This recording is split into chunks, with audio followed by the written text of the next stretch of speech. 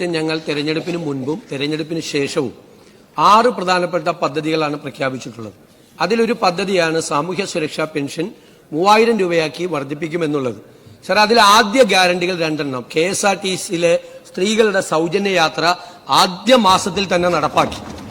Sir, രണ്ടാമത്തത് ഒരു വയോജന ഡിപ്പാർട്ട്മെന്റ് രൂപീകരിക്കുന്നുള്ളതാണ്. ഇന്ത്യയിൽ ആദ്യമായി കേരളത്തിലാണ് ആ വയോജന ഡിപ്പാർട്ട്മെന്റ് ഈ സർക്കാർ അധികാരത്തിലെത്തി 1 മാസത്തിനകം പൂർത്തിയാക്കി. അതുപോലുള്ളൊരു വാഗ്ദാനമാണ് തീർച്ചയായിട്ടും.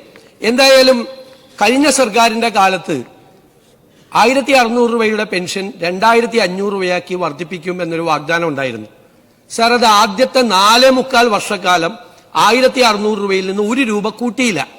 4.25 വർഷമായപ്പോൾ തെരഞ്ഞെടുപ്പിന്റെ തൊട്ട് തലയാഴ്ചയാണ് 1600 രൂപ 2000 രൂപയാക്കി വർദ്ധിപ്പിച്ചത്.